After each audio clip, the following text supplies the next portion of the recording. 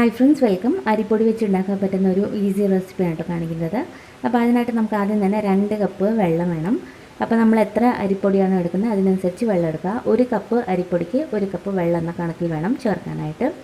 ഞാനിവിടെ 2 കപ്പ് അരിപ്പൊടി എടുക്കുന്നുണ്ട്. അപ്പോൾ അതുകൊണ്ട് തന്നെ 2 കപ്പ് വെള്ളം ചേർക്കുന്നുണ്ട്. ഇനി ഇതിലേക്ക് ആവശ്യത്തിന് ഉപ്പും കൂടി ചേർക്കാം. ഉപ്പ് ചേർത്തതിന് ശേഷം ഇതൊന്ന് ടേസ്റ്റ് ചെയ്ത് നോക്കുക. ഉപ്പിൻ്റെ രസം കുറച്ചൊന്നും മുന്നിട്ട് നിൽക്കണം. ഇനി ഇതിലൂടെ ഒരു ക്യാരറ്റ് ഗ്രേറ്റ് ചെയ്തതാണ്, അതും കൂടി ചേർക്കാം. അപ്പോൾ നല്ലൊരു ടേസ്റ്റ് ആയിരിക്കും. പിന്നെ നമുക്ക് ഇതിലേക്ക് 1/2 കപ്പോളം തേങ്ങയും കൂടി ചേർക്കാം.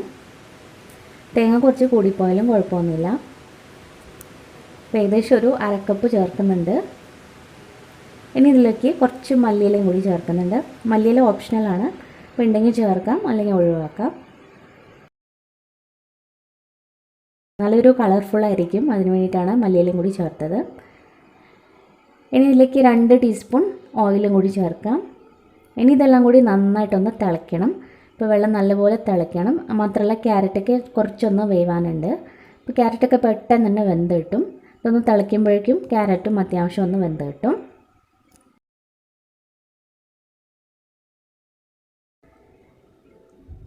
ഇപ്പോൾ വെള്ളം അത്യാവശ്യം ഒന്ന് തിളച്ച് വന്നിട്ടുണ്ട്. ഇനി നമുക്ക് തീ നന്നായിട്ട് തന്നെ കുറച്ച് വയ്ക്കാം. അതിനുശേഷം ഇതിലേക്ക് അരിപ്പൊടി ചേർക്കാം. അപ്പോൾ വറുത്ത അരിപ്പൊടിയോ വറുക്കാത്ത അരിപ്പൊടിയോ ഏത് വേണമെങ്കിലും ഉപയോഗിക്കാവുന്നതാണ്. ഇപ്പോൾ 2 കപ്പ് അരിപ്പൊടി നമുക്ക് ഇതിലേക്ക് ചേർക്കണം. അപ്പോൾ ആദ്യം 1 കപ്പ് ചേർത്തു. ചെറുതായിട്ടൊന്ന് മിക്സ് ചെയ്തതിന് ശേഷം ബാക്കിയുള്ള അരിപ്പൊടി കൂടി ചേർക്കാം.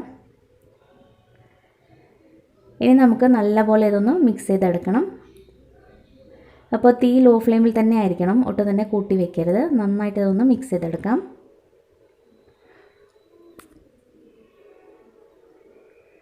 അപ്പോൾ നമ്മൾ പത്തിരിക്കൊക്കെ ചെയ്യുന്ന ആ ഒരു രീതിയിൽ തന്നെ മിക്സ് ചെയ്തെടുത്താൽ മതി. അപ്പോൾ പറ്റാവുന്നത്ര നമ്മൾ ഇതുപോലെ ഒന്ന് മിക്സ് ചെയ്ത് കൊടുക്കുക. അപ്പോൾ എല്ലാം മിക്സ് ചെയ്തതിന് ശേഷം നമുക്കിത് ഇനി ഒന്ന് തണുക്കാൻ വയ്ക്കാം. ചെറുതായിട്ട് തൊടാൻ പാകത്തിനുള്ള ചൂടുള്ളപ്പോൾ നമുക്കിത് കുഴച്ചെടുക്കാം. വേറെ വെള്ളമൊന്നും ചേർക്കരുത്. അപ്പോൾ ഈ മാവ് നമുക്ക് കറക്റ്റായിട്ട് തന്നെ കുഴച്ചെടുക്കാൻ പറ്റും. ആ വെള്ളത്തിൻ്റെ അളവ് കറക്റ്റായിരിക്കണം. അപ്പോൾ നന്നായിട്ട് ഇത് കുഴച്ചെടുത്തിട്ടുണ്ട്. ഇനി ഇതിൽ നിന്നും വലിയ ബോൾസാക്കി നമുക്ക് ഷേപ്പ് ചെയ്തെടുക്കാം. നമ്മൾ ചപ്പാത്തിക്കൊക്കെ എടുക്കുന്ന ആ ഒരു വലുപ്പത്തിൽ തന്നെ മാവ് എടുക്കാം.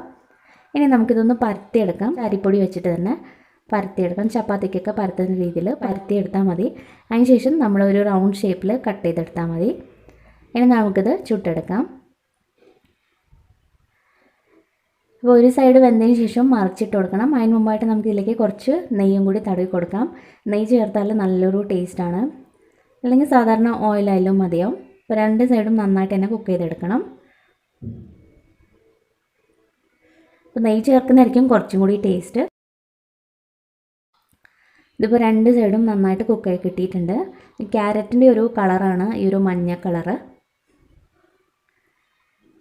ഇതിപ്പോൾ റെഡിയാണ്. അപ്പോൾ ബാക്കിയുള്ളതും ഇതേ രീതിയിൽ തന്നെ നമുക്ക് റെഡിയാക്കി എടുക്കാം. അപ്പോൾ നല്ല എളുപ്പത്തിൽ തന്നെ നമുക്കിത് പരത്തിയെടുക്കാൻ പറ്റും. പിന്നെ പത്തിരി പ്രസ് ഉണ്ടെങ്കിൽ അതിൽ വെച്ചിട്ട് തന്നെ ഒന്ന് പ്രസ് ചെയ്തെടുത്താലും മതി. ഇത്രയേ ഉള്ളൂ. വളരെ സിമ്പിളായിട്ട് ഉണ്ടാക്കാൻ പറ്റുന്ന ഒരു ഈസി റെസിപ്പിയാണ്. ബ്രേക്ക്ഫാസ്റ്റിനും ഡിന്നറിനൊക്കെ കഴിക്കാൻ പറ്റും. ഏത് തരം കറിയുടെ കൂടെയും കഴിക്കാം. അതല്ലാതെ ഇങ്ങനെ തന്നെ കഴിക്കാനും നല്ല ടേസ്റ്റാണ്. നല്ല സോഫ്റ്റും ആയിരിക്കും ഇത്. എത്ര നേരം കഴിഞ്ഞാലും നല്ല സോഫ്റ്റ് ആയിരിക്കും.